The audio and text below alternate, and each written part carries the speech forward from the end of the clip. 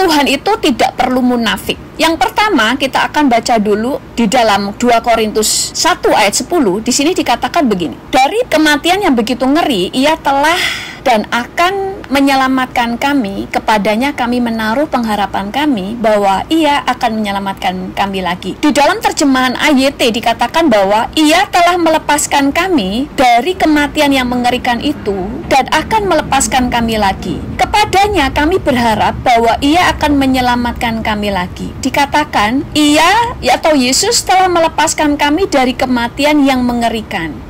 Atau di sini dikatakan telah menyelamatkan kami, ya kan?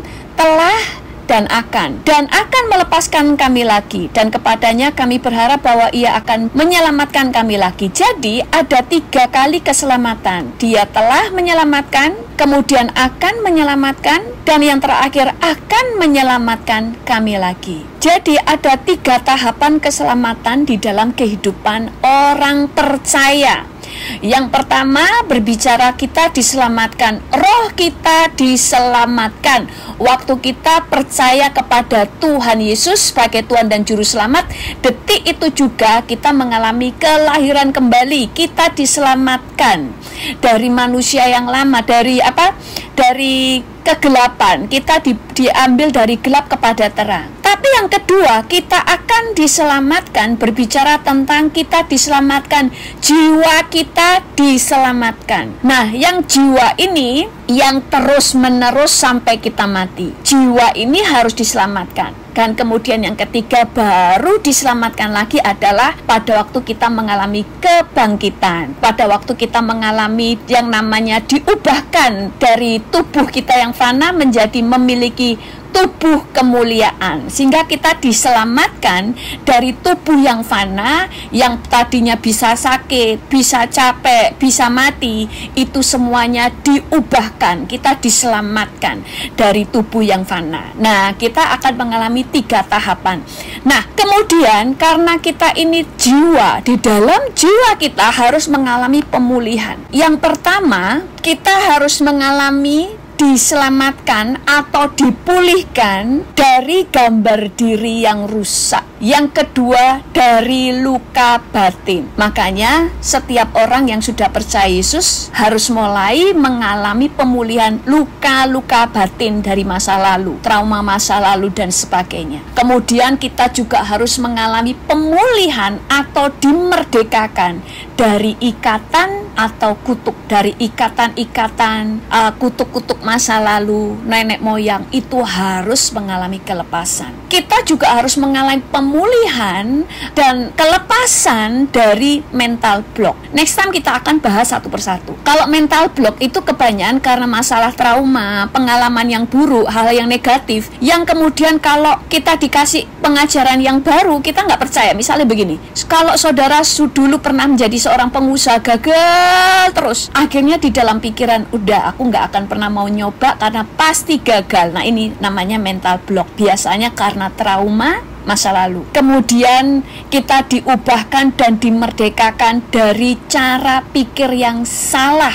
Cara-cara pikir yang salah karena ada doktrin-doktrin yang pernah diterima, pengajaran-pengajaran, ada mitos dan sebagainya. Cara pikir yang salah dipengaruhi hal-hal itu, kita harus dimerdekakan. Yang keenam, kita harus mengalami kemerdekaan dari kebudayaan-kebudayaan yang bertentangan dengan firman. Dan yang ketujuh, kita dimerdekakan dari sakit mental. Karena ada banyak orang yang tanpa sadar ternyata punya sakit mental. Kalau gila atau sakit jiwa itu langsung kelihatan orangnya itu gila. Tetapi kalau sakit mental atau jiwanya sakit, itu gilanya nggak kelihatan. Itu yang sering di kedokteran disebut sebagai waham atau delusi. Dan yang terakhir, kita itu dimerdekakan dari sifat-sifat dosa, ikatan-ikatan dosa. Salah satunya adalah munafik. Makanya hari ini kita belajar tentang kemunafikan. Kemudian, kenapa sih manusia, anak-anak percaya, orang percaya harus dipulihkan dalam semua hal ini? Banyak kan? Karena jiwa itu kalau memulihkan jiwa itu kayak ngupas bawang, saudara.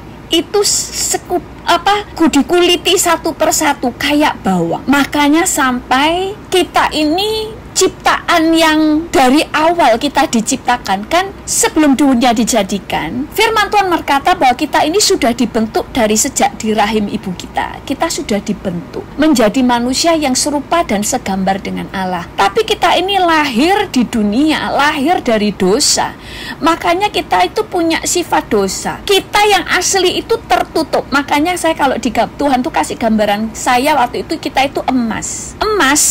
Maka firman Tuhan katakan kita harus dibakar selalu supaya pasir-pasir atau kotoran-kotoran itu semuanya hancur, tinggal emasnya. Karena kalau kita ini bukan emas, dibakar kayak apapun tidak jadi emas. Tapi karena kita emas, maka yang menutupi emas ini yang harus dibakar. Itu seperti tadi, kalau diumpamakan bawang itu dikelupas satu persatu. Kalau diumpamakan kita ini adalah narwastu, jiwa itu adalah buli-buli pualamnya. Buli-buli ini harus dipecah. Makanya banyak sekali kalau yang di jiwa, ya kan, tentang kita ini ada orang-orang yang nggak sadar ada sakit jiwa, sedikit sakit jiwanya nggak kelihatan, tapi itu mempengaruhi hidupnya. Ada orang-orang yang mengalami ikatan-ikatan, ada yang terikat dengan kepahitan. Semua harus diselesaikan. Makanya kenapa orang Kristen itu akan terus mengalami proses demi proses sampai kita itu menjadi serupa dengan Kristus, karena semuanya itu akan dikelupas.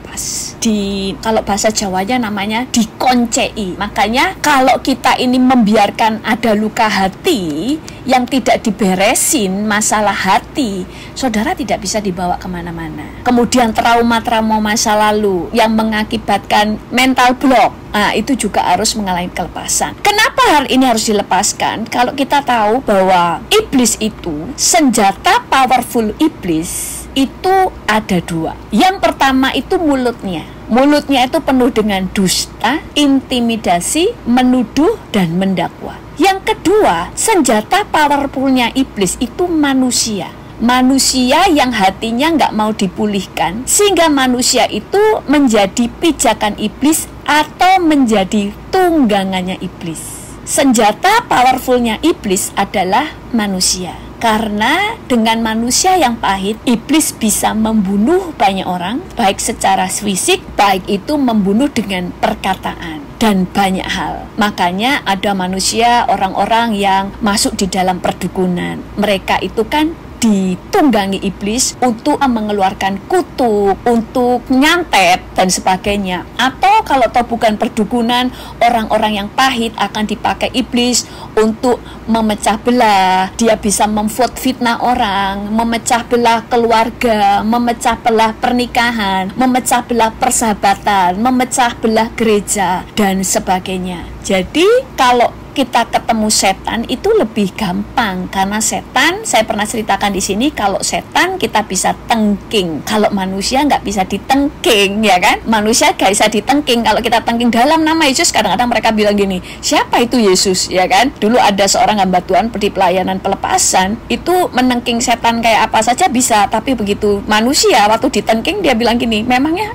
Yesus itu siapa? Nah ini ya, jadi harus mengalami pemulihan. Dan sekarang kita khusus berbicara tentang kemunafikan. Kemunafikan adalah salah satu dosa yang paling dibenci Tuhan. Itu sebabnya Tuhan kalau menghadapi orang Farisi itu kalau marah banget karena munafik. Nah, kita sekarang belajar tentang bahaya kemunafikan. Tuhan tuh benci kemunafikan. Juga saudara, untuk tahun 2021-2022 kita harus belajar mulai pemberesan hati. Kenapa? Karena akan ada penampian. Orang di 2023 yang jahat akan semakin jahat, yang baik akan semakin baik. Makanya perlu kita pemberesan hati supaya Roh Allah selalu memakai hidup kita, selalu ada di dalam hidup kita. Karena memang masa-masa akhir zaman sudah sangat dekat. Nah, tentang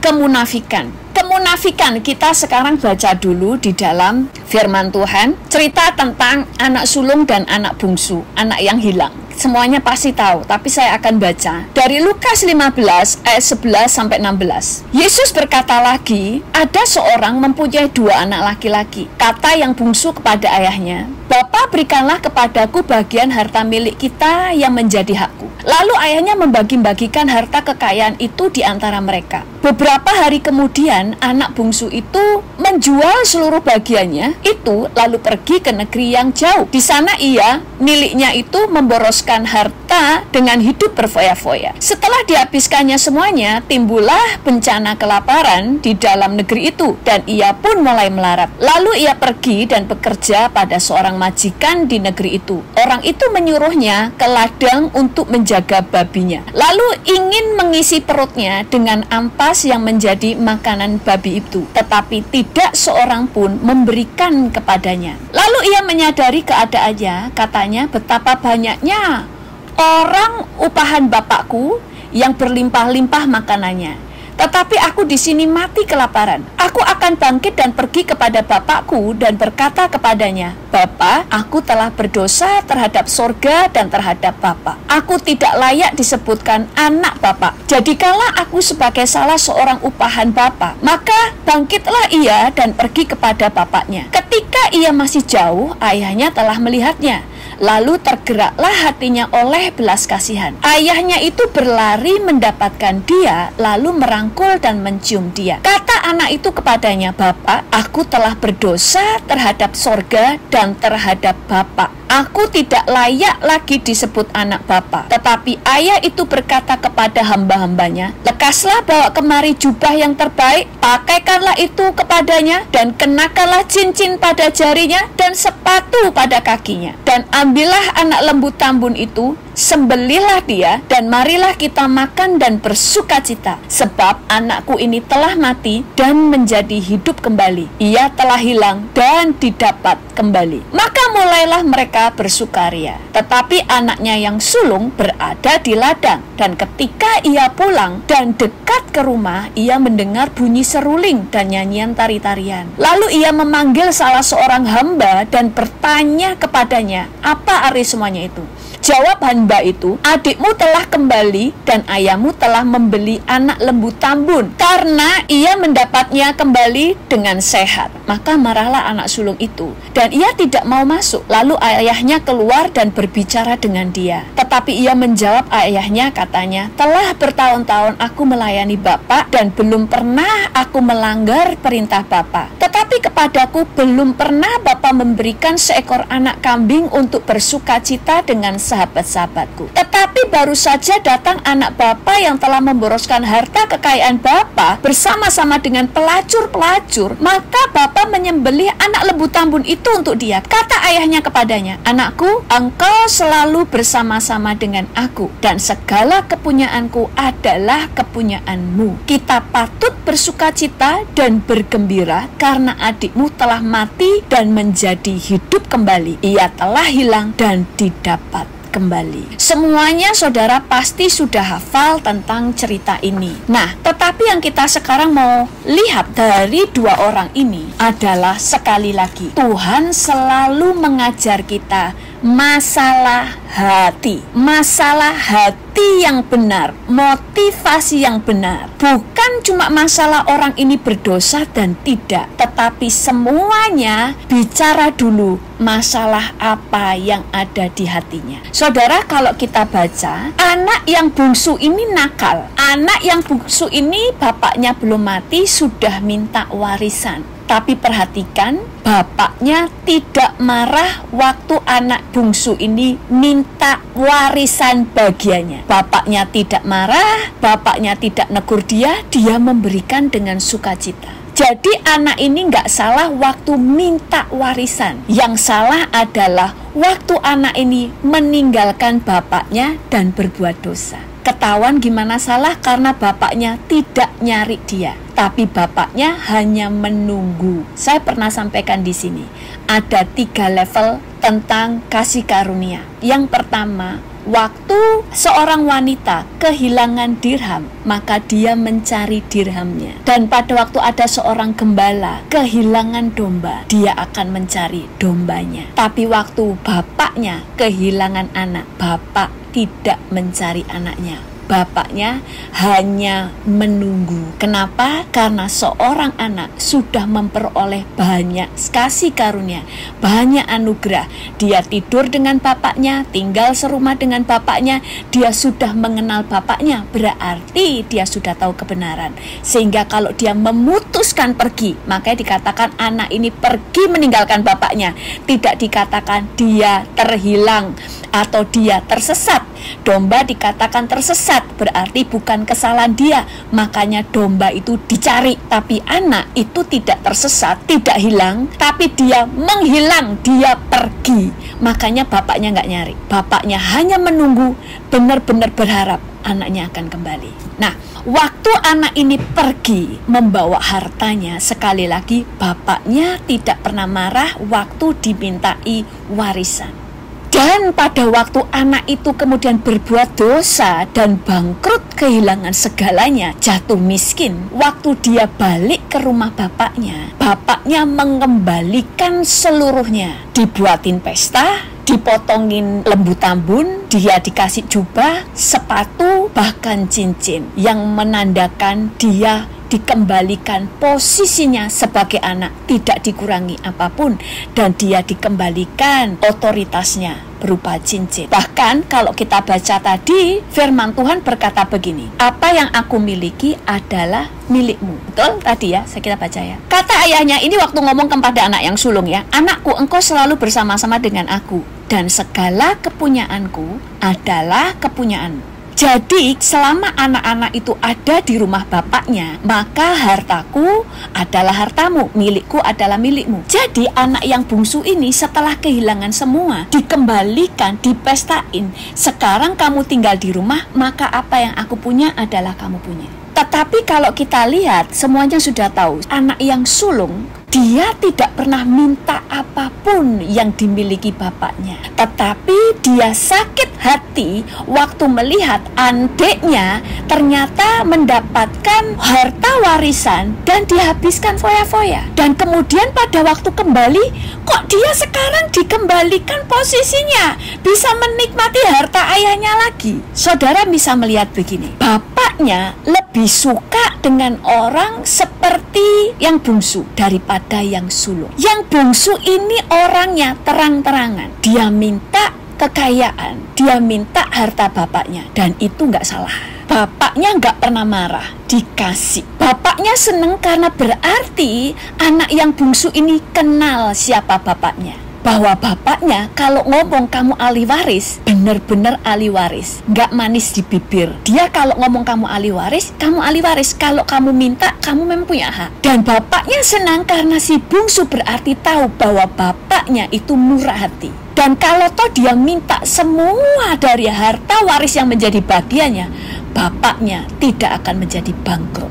Dan pada waktu anak ini hilang, dia tahu kepada siapa dia harus pulang, yaitu kepada bapaknya. Tetapi yang sulung itu dia baik, tapi sebenarnya menyimpan pahit. Dia orang yang munafik. Makanya bapaknya itu nggak terlalu banyak bicara sama anaknya. Anak yang sulung ini pahit, dia merasa bapakku ini gak adil, bapakku ini jahat, dia lebih banyak ada di luar. Terus dia katakan begini, lihat ya, ini mau gambaran tentang kemunafikan ya. Tetapi anak yang sulung berada di ladang, dan ketika ia pulang dan dekat dengan rumah, ia mendengar bunyi seruling dan nyanyian tari-tarian. Lalu ia memanggil seorang hamba dan bertanya kepadanya apa arti semuanya itu.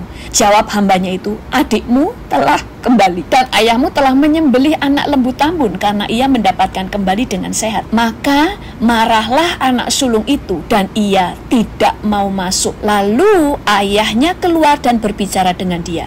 Tetapi ia menjawab ayahnya, katanya, telah bertahun-tahun aku melayani Bapa. Ini ya, lihat, dan belum pernah aku melanggar perintah Bapa. Tetapi kepadaku belum pernah Bapa memberikan seekor anak kambing dan bersukacita dengan sahabat-sahabat. Tetapi baru saja anak Bapak yang telah memboroskan harta kekayaan bersama-sama dengan pelacur-pelacur. Maka Bapak menyembelih anak tambun itu dengan dia. Kata ayahnya kepadanya, anakku, engkau selama ini bersama-sama dengan aku dan kepunyaanku adalah kepunyaanmu. Ini yang kita garis bawahi. Kepunyaanku adalah kepunyaanmu. Jadi selama ini si sulung tidak kenal bapaknya. Sama dengan saat ini, ada banyak orang yang mengajar jangan minta kesembuhan, jangan minta terobosan ekonomi, jangan minta ini, jangan minta itu. Kayaknya benar, tapi salah. Selama tidak mau minta ini, minta itu seperti anak sulung, tapi hatinya tidak menyimpan pahit, tidak masalah. Tapi waktu dia berkata jangan ini, jangan itu, ada banyak orang itu selalu ngomong jangan bicara tentang ekonomi. Ini adalah ajaran Injil kemakmuran. Pada waktu orang begini tapi menyimpan pahit, pada waktu ada orang lain diberkati, dia adalah orang yang munafik. Tuhan lebih suka orang yang jujur seperti anak bungsu. Pak, saya maunya saya dapat harta yang menjadi bagianku, kejujuran. Dia tidak pernah cemburu dengan kakaknya, dia nggak pernah pusing, kakakku tinggal di rumah, harusnya dia lebih kaya dari adiknya dong yang pergi. Dia nggak peduli, dia nggak mikirin. Pada waktu dia berdosa, dia ngaku kepada bapaknya. Dia kembali kepada bapaknya dan berkata, sudahlah, aku jadi hamba pun nggak apa-apa, aku adalah orang yang tidak layak, aku sudah berdosa. Orang yang jujur, walaupun dosanya besar, lebih dihargai Tuhan daripada yang munafik. Makanya ada banyak orang yang mengajarkan tentang jangan minta ini, jangan minta itu kepada Tuhan. Kayaknya benar, itu salah, itu kesombongan. Kalau kemudian gak pernah minta ini, minta itu, pada waktu ada orang lain disembuhkan, orang lain diberkati, orang lain mengalami sebuah mujizat, orang lain mengalami pembalikan keadaan, dan dia marah, itu kemunafikan. Dan kemunafikan adalah dosa yang dibenci Tuhan. Munafik. Pada waktu bapaknya ngomong begini, anaknya bilang gini, aku tuh bahkan gak pernah pesta dengan teman-temanku, kamu gak pernah motongin saya, domba paling kecil aja juga gak pernah. Bapaknya gak ngomong gini, sorry, enggak. Bapaknya itu seakan ngomong bilang gini, ya salahmu sendiri, karena engkau telah mengukur aku dengan ukuranmu sendiri. Seakan-akan bapak ini pelit. Bapak tidak pernah melarang anaknya minta sesuatu, tidak pernah dilarang minta kepada Tuhan. Bahkan Tuhan dulu ngomong sama saya, kamu gak pernah minta sesuatu, minta, karena bapak ini senang, kita ini anak dia bapak. Yudas adalah orang yang munafik. Pada waktu ada Maria memecahkan narwastu, mengurapi kaki Yesus, dia berkata, kenapa kamu hambur-hamburkan uang ini? Kenapa nggak kamu jual saja? Uangnya dipakai untuk orang miskin. Padahal dia ngomong begitu karena dia mau mencuri. Orang yang munafik ingin terlihat benar di hadapan Tuhan, munafik di hadapan Tuhan, saudara itu rugi. Yudas itu selalu mencuri kecil-kecil, sampai pada waktu menyalibkan Yesus, dia itu dibayar sangat murah. Dan kemudian harusnya dia jujur terus terang kepada Tuhan, saya perlu keuangan, saya perlu terobosan ekonomi. Tuhan pasti menjawab. Tetapi karena dia ingin terlihat benar, terlihat kudus di hadapan Tuhan, berjuang dengan kekuatannya sendiri, sehingga dia menjadi seorang pencuri. Bahkan dia jatuhnya juga di dalam masalah keuangan. Dia mengkhianati Yesus demi hanya sekian peser uang. Dan kita mulai melihat ada banyak saat ini orang yang diajar demikian. Saudara harus tahu, memasuki 2022 atau 2023, ada banyak anak Tuhan yang akan diberkati Tuhan memegang perekonomian. Kenapa? Karena banyak kebangunan rohani butuh banyak biaya. Dan iblis banyak menipu gereja dengan berkata, lebih baik miskin di bumi, kaya di surga. Jangan minta terobosan ekonomi, itu adalah Injil kemakmuran. Kayaknya benar, tapi salah. Kalau Tuhan yang memang menentukan orang ini harus miskin untuk diangkat kembali, ya kita harus bersyukur. Tapi jangan kita yang minta penderitaan. Sama dengan kita ini harus memikul salib, menyangkal diri. Betul? Memikul salib dan menyangkal diri. Tapi bukan berarti cari-cari penderitaan. Nyari penderitaan sendiri itu nggak mikul salib, itu cari masalah. Mikul salib itu adalah pada waktu saudara disakiti, saudara harus mengampuni, saudara memilih untuk mengampuni. Itu namanya nyangkal diri, itu namanya pikul salib. Pada waktu saudara harus berbuat benar di tengah-tengah orang yang tidak benar, walaupun saudara dicemooh, bahkan mungkin dipecat, itulah namanya memikul salib. Tapi bukan cari-cari penderitaan. Kalau cari penderitaan, itu adalah orang cari masalah, adalah orang yang bodoh. Padahal Tuhan mau kita dilepaskan dari masalah. Maka kita dikasih hikmat, kita diberi kuasa untuk menaklukkan masalah. Nah, di dalam hidup kita adalah yang penting adalah hati yang benar. Kenali Allah. Dan orang-orang yang jujur dengan Tuhan, Tuhan mudah memakai hidupnya. Daud itu banyak dosanya, tapi dia jujur. Kalau saudara baca di kitab Mazmur, dia terang-terangan. Kalau dia lagi ketakutan, lagi marah, lagi sakit hati, dia jujur. Bahkan waktu dia jatuh dalam dosa pun, dia terbuka di hadapan banyak orang. Dan dia nggak munafik kepada orang, nggak munafik juga kepada Tuhan. Kita itu kalau sama Tuhan, nggak usah sok jadi orang suci, nggak perlu. Tapi justru kita jujur. Kalau nggak ditolong Tuhan, nggak bisa suci, nggak bisa kudus.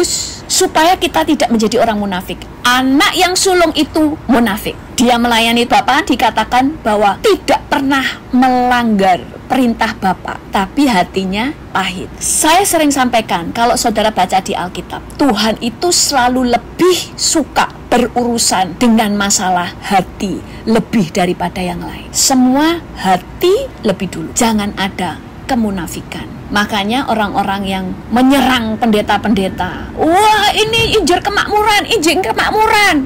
Ada juga yang ngomong sama saya, ini selalu ngajar kemakmuran. Terus saya bilang, injil kemakmuran itu gimana sih?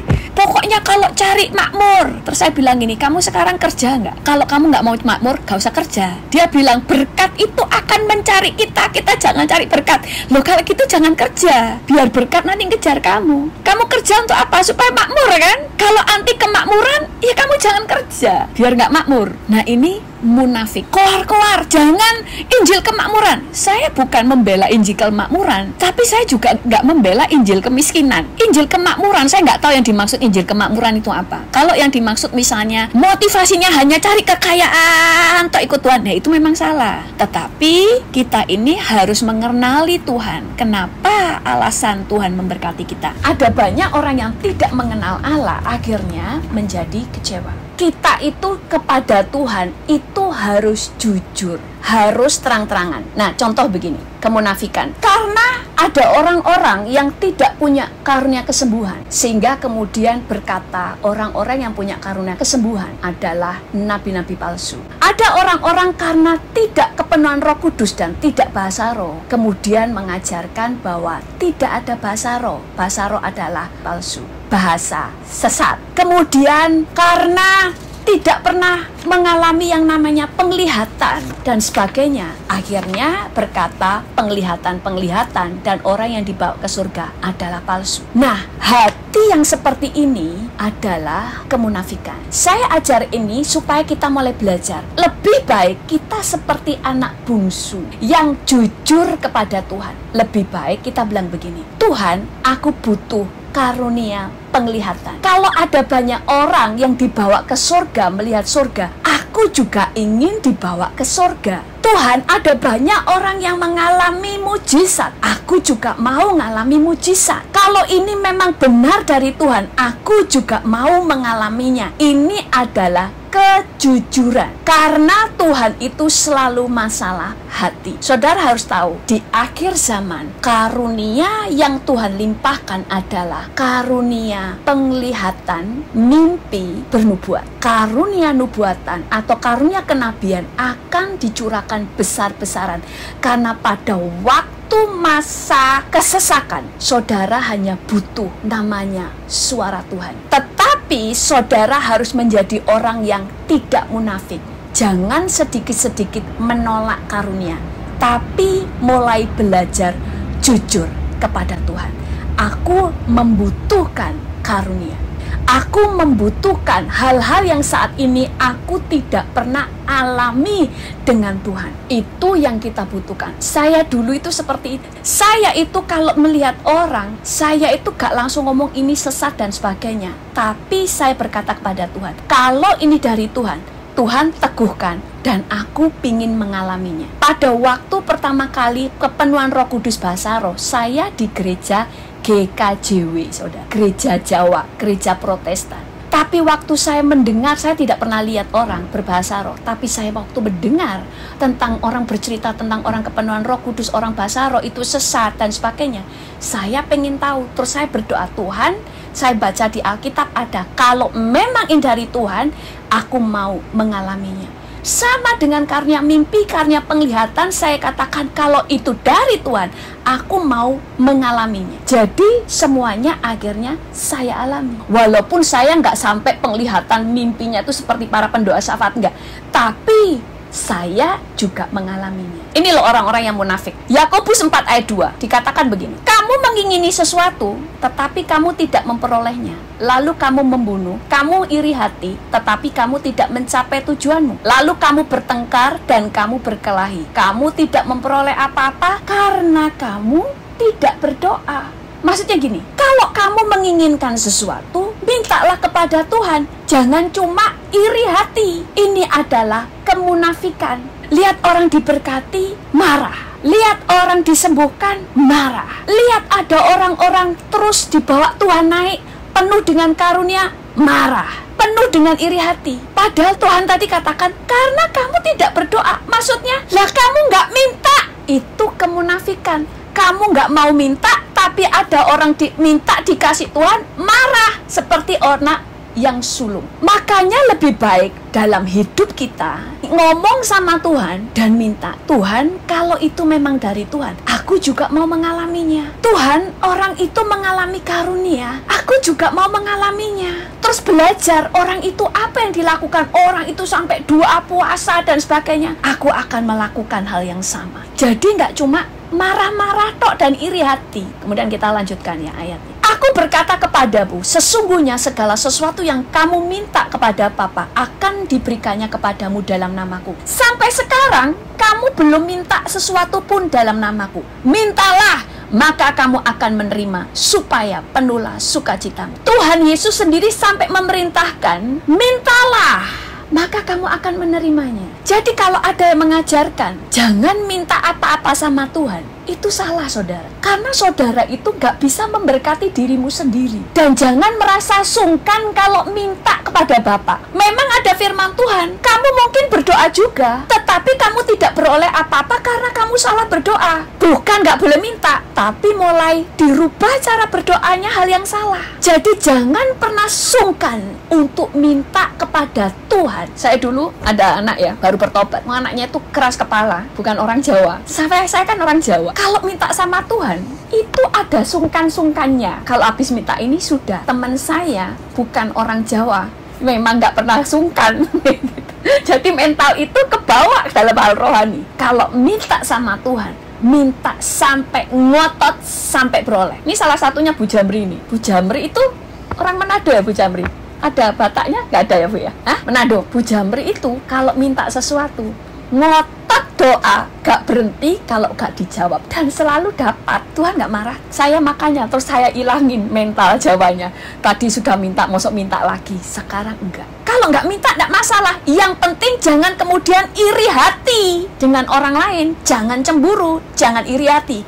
Itu adalah kemunafikan, dan Tuhan membenci orang yang munafik. Supaya tahu, supaya kita ini gak jadi orang yang munafik, sok-sok gak mau berkat padahal doyan berkat.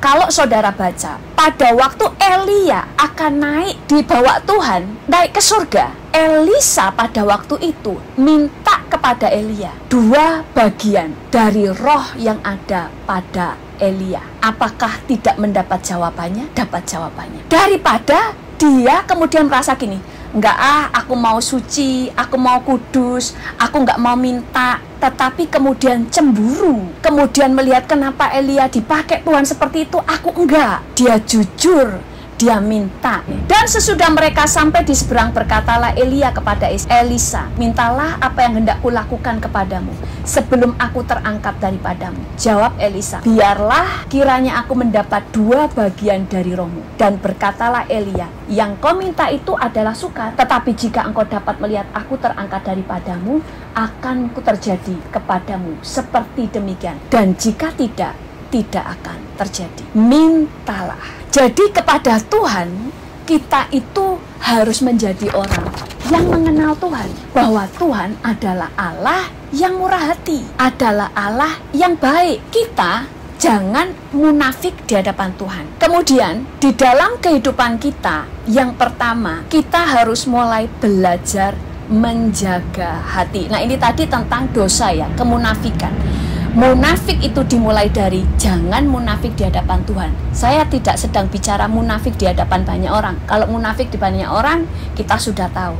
Tapi seringkali kita munafik di hadapan Tuhan tanpa kita sadari. Bahkan ada seorang anak Tuhan yang di dalam firman Tuhan katakan begini. Pada waktu ada seseorang yang kurang percaya, dia katakan begini, jawab Yesus, katamu jika engkau dapat, tidak ada yang mustahil bagi orang percaya. Segera ayah anak itu berteriak, aku percaya, tolonglah aku yang tidak percaya ini. Itu sebabnya ada banyak anak Tuhan tuh bilang begini, pada waktu Tuhan mencari orang yang suci, saya berani berkata, ini aku orang yang suci. Pada waktu aku mempunyai masalah, aku akan berkata, aku bisa. Aku tidak akan minta kepada Tuhan. Ini salah saudara, ini kemunafikan.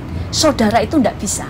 Kalau tidak bisa, ngomong tidak bisa kepada Tuhan. Jujur. Makanya kenapa Tuhan lebih suka dengan 12 muridnya daripada orang-orang Farisi. 12 murid Yesus itu kacau-kacau, tapi jujur. Contoh, pada waktu Yohanes dan Yakobus kepingin duduk di sebelah kanan dan kirinya, ibunya yang maju. Tuhan, perintahkanlah nanti supaya anakku satu berduduk di sebelah kanan, satu lagi di sebelah kiri. Tapi Tuhan menegur bahwa untuk duduk di sebelah kanan kirinya harus minum cawan. Tetapi Tuhan itu melihat kejujuran mereka. Jujur lebih penting. Kalau salah, Tuhan langsung tegur daripada munafik. Bahkan pada waktu orang yang berdoa, seorang Farisi dan orang berdosa. Yang orang berdosa berkata, Tuhan, aku ini nggak layak, aku ini berdosa.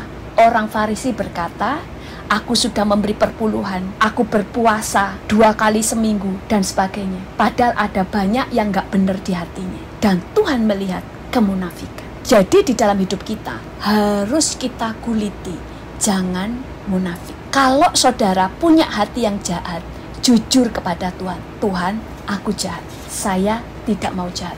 Saudara harus belajar dari Daud. Ini yang terakhir. Kenapa Tuhan sangat mengasihi Daud? Daud itu punya hati yang jujur. Yang kedua, Daud itu taat kepada Tuhan karena dia itu orang yang bisa melepaskan segala sesuatu. Dia tidak takut dipermalukan. Dia tidak takut ditolak. Dia tidak takut kalau harus mati. Dia tidak takut kalau harus gagal. Dia tidak takut kalau harus malu. Yang menjadi penghalang dalam hidup kita yang membuat kita munafik kadang-kadang. 1, takut malu, takut ditolak, takut kehilangan. Kehilangan teman, kehilangan harga diri, kehilangan reputasi, semuanya. Tetapi kalau kita belajar dari Daud, dia tidak takut kehilangan. Dia tidak takut kalau harus ditolak. Bahkan dia tidak takut kehilangan kerajaannya. Dia tidak takut kalau harga dirinya harus dijatuhkan. Sehingga dia menjadi orang yang merdeka. Hatinya tidak munafik. Oke, ada pertanyaan? Iya, silakan, Cik.